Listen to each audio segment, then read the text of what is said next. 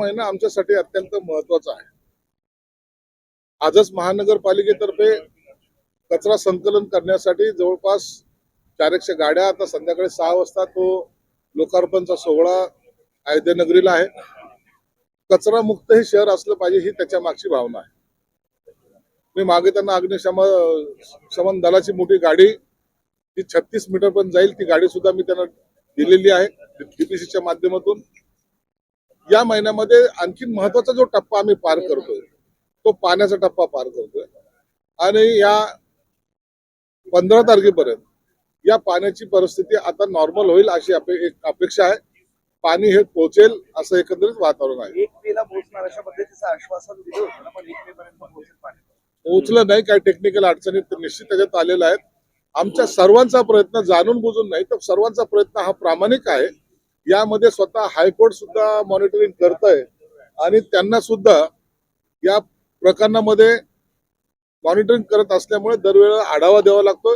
म्हणून जाणून बुजून कोणतेही डिले होणार नाही याची काळजी आम्ही घेतोय. परंतु 15 मे पर्यंत निश्चित काही टाकेमध्ये पाणी चढेल. जाणीवपूर्वक करत नाही मात्र डिले होतोय हे तर सत्य आहे म्हणावं लागेल. पण टेक्निकल अडचणीमुळे डिले होतो त्याला काय हे नाही ना, हे आमच्या तुमच्या हातात नाही. तर एखाद्या वेळेला अचानक एखादा पाईप फुटणे हे जाणून बुजून नसतं तर हे टेक्निकल गोष्टी असतात. त्याला रिपेअरिंग करणं याला जो काही कालावधी लागतो त्यामुळे हे घटना घडलेल्या आहेत हे नाकारत नाही. परंतु आता पाण्याची परिस्थिती ही सुधारलेली आहे. 15 मेला पाणी या टाक्यामध्ये चढेल. विधान परिषद फारच मैत्रीच्या वातावरणात झाली. अगदी उद्धव ठाकरेंसोबत पण मैत्री गोड बोलणं दिसून आलंय. कसं काय आणि दानवेंना बळ पण दिलं हा तुमच्या विरोधात. कसं काय उद्धव ठाकरे साहेबांनी खरं तर ही निवडणूक लढवतील अशी सर्वांची अपेक्षा होती. काँग्रेसने त्याच पद्धतीने उबाटाला पाठिंबा दिला होता. परंतु उबाटाच्या उद्धव साहेबांच्या मनामध्ये ऐन वेळेला कुठं घातपात जर झाला तर काय अशी कदाचित शंका असावी म्हणून ती माघार त्यांनी घेतली असावी. काल एक त्या निवडणुकीमध्ये आपण पाहिलं अचानक अंबादास दानवेंचं नाव डिक्लेअर केलं आणि जी काही धावपळ झाली काँग्रेसच्या नेत्यांशी बोलणं काँग्रेसवाल्यांची धावपळ करणं मला वाटतं या सगळ्या प्रकरणाचे उत्तर त्या सर्व त्या फोनाफानीमध्ये आहे. परंतु पुढची ऍडजस्टमेंट एका दगडात 2 पक्षी मारणं हा जो प्रकार आहे तो उबाटाने केलेला आहे. येणारी राज्यसभा ही काँग्रेसला देणार असं एकंदरीत स्टेटमेंट तुमच्या माध्यमातून आम्ही ऐकलेलं आहे. याचा अर्थ संजय राऊतचा पत्ता कट होणार हे जवळपास निश्चित झालेलं आहे. पण असं बोललं जाते की तुमच्याकडून सत्ताधाऱ्यांकडूनच दानवेंना बळ दिलं गेलं काही लोकांच्या विरोधात पुढे सक्षमपणे त्यांना उभं राहणार आलेली नाहीये. ती संघटना त्या पद्धतीने ज्या पद्धतीने काम करायचं तेच करणार आहे. तो पक्षामध्ये शिवसेनेमध्ये आलेला आहे. शिवसेनेचा भगवा त्यांनी घेतलेला आहे आणि त्याच्या ज्या काही मागण्या आहेत त्या मागण्या हाच खरा बेस अजेंडा हा आमचाही असणार आहे. म्हणून शेतकरी कष्टकरी दिव्यांग याच्या बरोबर आम्ही खंबीरपणे उभं राहू. परवीन तायडे यांनी टीका केली बच्चू कडू यांना सत्तेशिवाय कर्म हव्यात असा सगळ्याचा मानस असतो. आता तुम्ही गेल्या अनेक निवडणुका पाहिल्यात आता कुठेही घोडे बाजार होताना तुम्हाला दिसत नाही. नसता पूर्वी आमदार पळवून घेऊन जाणे हा सुद्धा प्रकार आपण महाराष्ट्राने पाहिलेला. आता हे गेले 10-15 वर्षामध्ये हे सगळे प्रकार बंद झालेले आहेत आणि मला वाटतं हे चांगला सिग्नल या महाराष्ट्राच्या राजकारणातला आहे. आता हा बच्चू तुमच्याकडे आल्यानंतर महाराष्ट्रात प्रश्न पडलेला आहे. लोक विचारतायत ऑनलाईन सोशल मीडियावर की काय दबाव टाकला काय म्हणजे केलं.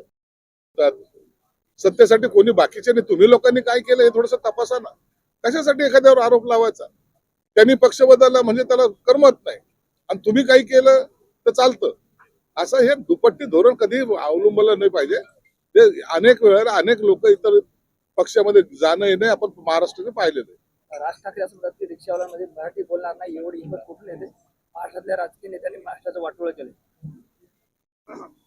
वाटोळं करण्यामध्ये कोण कोण होते काय काय होते याची नावं सुद्धा त्यांनी जाहीर केली पाहिजे. परंतु एक लक्षात घ्या सामंजस्याने प्रश्न सुटतो. जर प्रश्न चिघळायचा असेल तर त्याला अनेक कारण आपण देऊ शकतो. 4 महिन्याच्या कालावधीमध्ये सर्व काही कोसळणार नाही. परंतु एक आहे की त्यांना तर धडा तरी घ्यावा लागेल की जर मराठी माणूस जर उभा राहिला किंवा चिडला तर काही खरं नाही. म्हणून मराठी बोली भाषा आपल्याला ही अवलंबायला लागेल यासाठी ते निश्चित प्रयत्न करतील.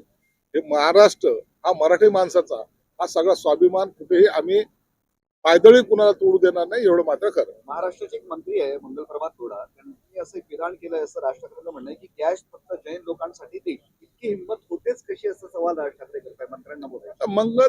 मंगल प्रभात लोढांनी एवढा सिनियर असलेल्या मंत्र्यांनी असं बोलणं मला वाटतं थोडस त्याचं चुकलेलाच दिसतंय, परंतु त्याला मला वाटतं मुख्यमंत्री साहेबांनी समज दिली असावी. सुप्रिया सुळेंसाठी पवार कुटुंबाच्या विरोधात कधीही निवडणूक लढवणार नाही. मागच्या वेळेस ती परिस्थिती वेगळी होती, काय कारण होती? तालुका प्रमुख होता, शिवसेनेचं मूळ आहे, शिवसेना आहे त्याचं.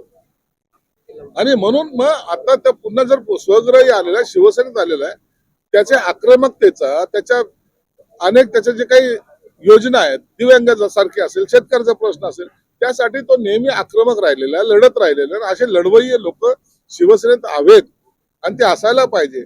म्हणून ही आमच्या या फौजमध्ये आणखीन एक आमचं सहकार्य आम्हाला मिळालं, याचा आम्हाला आनंद आहे. कोणताही दबाव नाही, कोणी दबावामध्ये राजकारण करू शकत नाही. आणि म्हणून बच्चू कडूने आनंदाने 2 दिवसापूर्वीच एक तुम्हाला गोड सिग्नल दिला होता. त्यांनी सांगितलं की दरवेळेला मला कडू म्हणतात, गोड बोलण्याचं टाइम आता आलेला आहे आणि तो त्यांनी साधलेला आहे. राजकारणासाठी यावर परवीन तायडे असं प्रहारसाठी एक म्हणतात.